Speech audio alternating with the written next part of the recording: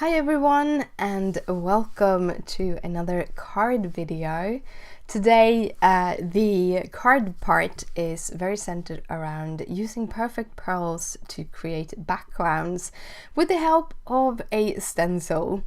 But I do love my focal images, and today's focal image is Sealed with a Kiss by Make It Crafty. So I thought I'd show you some pieces of the coloring and talk a little bit about it. So I started off by coloring her face with the lightest color, just so that I could map it out. I didn't really care to keep it super light in the end. So therefore, coloring it, if you color it several times with the same light marker, you will get a darker tone. That is, but I didn't care that it would become a darker tone. The second part I'm doing is I'm blocking in most of the shadows with my B21, just to kind of figure out where I want them to go. And when it comes to coloring folds, I do recommend the Make It Crafty ebook, which is a really good tutorial. What I like with all the tutorials that Make It Crafty have about coloring is that it's not only for Copics and markers. You can apply them to any kind of coloring that you have, and it's a lot about a lot of tutorials on how to do any kinds of images with folds, not just specific. Even though you have a couple of examples and you do get images with those tutorials that you can work with throughout the tutorial, or the ebook, which is awesome. I really love them, and the folds tutorial is super great. I myself has gone through it, and it gave me a couple of aha moments when I did. So a little bit of a different thing that I've done with this coloring is that I have split it up so that I'm coloring a little piece at a time. So instead of going through with the same color, even though I did block out all of the shadows with the lightest pen, I did then go in with the other pencils. I went actually from light to dark and then from dark to light. I usually don't do that either. I usually go from dark all the way to light and then I'm done.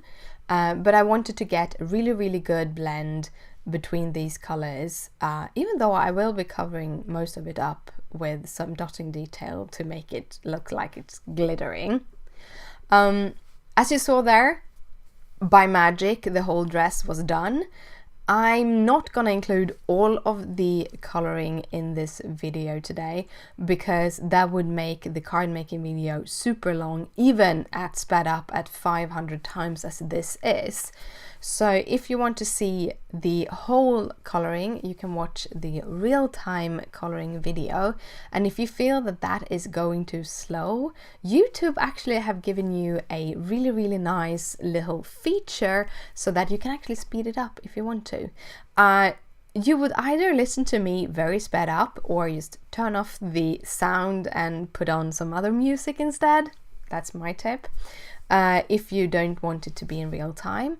But if you want it in real time, you will get a lot of tips and tricks all through that coloring video, which is really long this time, because this picture is very intense, color intense. It's got a lot of different coloring. All of the folds takes a lot of time to do. I really worked hard with this, and I was super happy with how it turned out, both before and after the glitter effects. And by the way, about the glitter effects, you still have time. It's still a couple of days left before the glitter challenge is have stopped. So I would recommend joining. Try something. Either you can try one of the little baubles that I did at the beginning of this month.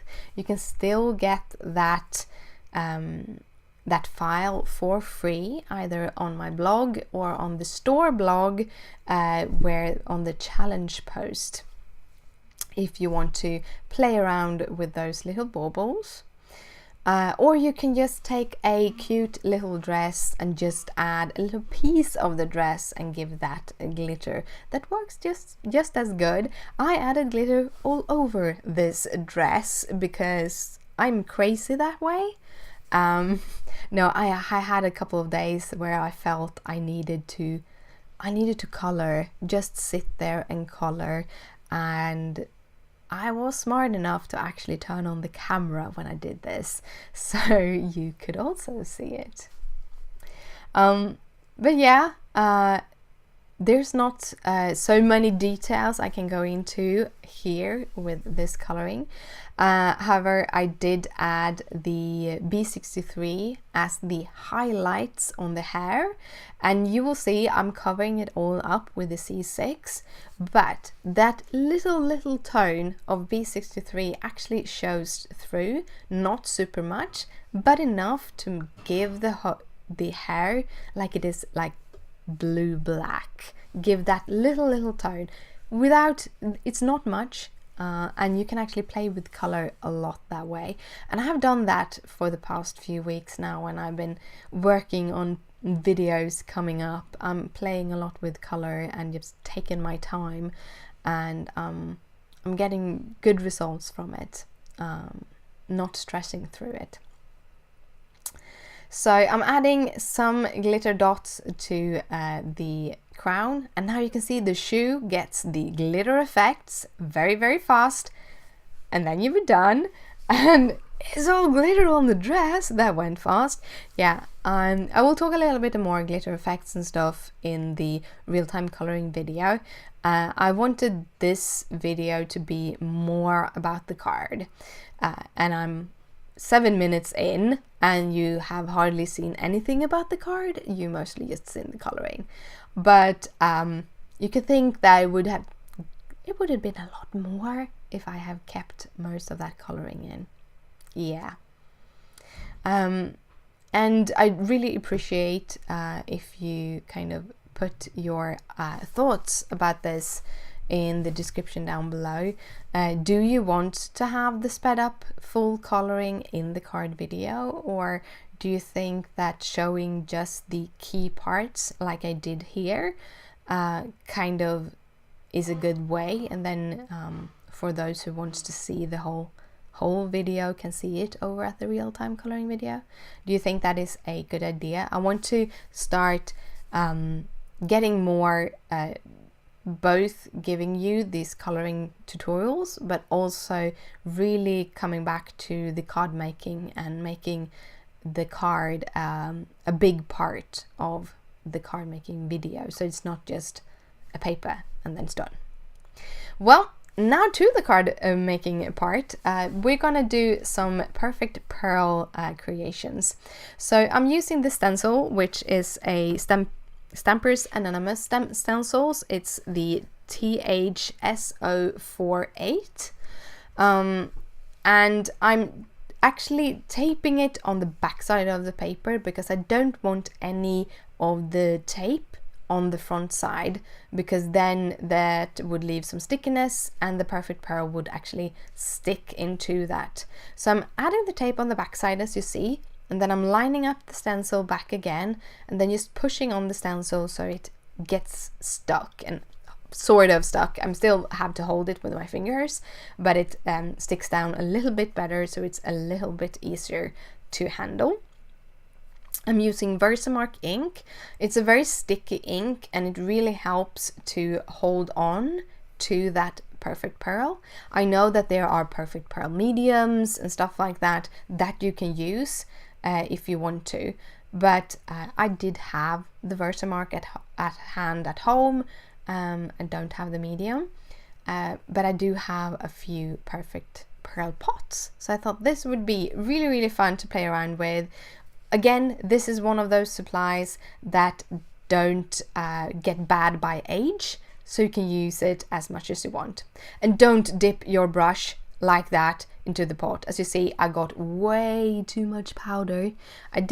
Was able to get some of this back into the pot, but if you have such a big brush as I do, just don't dip it right in, because the powder will get stuck in the bristles and you will get all of it out of the pot.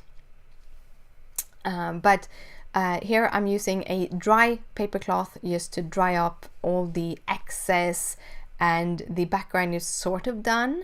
The finishing part is using a mini mister to mist the whole paper, just to set the perfect pearl. That is how you set the perfect pearl. You can either lie it on the side to dry, or use a heat tool, this kind of heat tool to dry. This is awesome heat tool, it makes it easy. The cardstock I'm using is Navy by Simons & Stamp. It's a very thick cardstock, so it can take a little bit of a beating. To finish it off, the background part, I'm using the Shipped Sapphire ink, and just as I did last video, I did this and then kind of figured out, yeah, I'm gonna do heat embossing on top of this. Yeah, so I left it to dry for a couple of hours. It dried pretty good, and then I'm doing the Versamark stamping to do the heat embossing. However, something I realized when I did this is that the perfect pearl still kind of grabs on to the embossing powder. It's Hero Art's white embossing powder, as you can see here. However, it doesn't get stuck as hard as it does on the Versamark itself. So I'm just using a little brush and brushing it off. I probably could have laid this to the side and waited for 24 hours. It probably wouldn't have stuck that much. However, I kind of realized when I was looking at it, I kind of liked that it was a little bit of dust around it, because it added to the feeling of the background. So I kind of kept the white there on purpose, because I wanted it to look a little bit grungy, sort of, because it would match the background a little bit better. Then we are going to play around with some chippies. Now, that was the gesso pot that I just found, and I've had it for a while and it has dried out. I don't really recommend using a gesso that is this sticky for to paint with, because I got color in the holes and I'm using a little bit of a stick to kind of remove that paint out of it. Then I'm using my Versamark again onto the smaller part of the magical. This is a chippy from Make It Crafty. She does these kind of coordinating one that has the background and the text. I really love them. I did the Versamark on top of the magical text, and then I'm adding my perfect pearls again. This time I'm doing it on a piece of paper, because I realized I got perfect pearl basically everywhere, and by this way I can actually just, if I use a small piece of paper, I can just throw it out afterwards or continue working on it if there's more things that I want to do with the perfect pearl. Then I just missed the text, I dried the text, and now I'm just gonna glue it on so that they are layered the way they should be.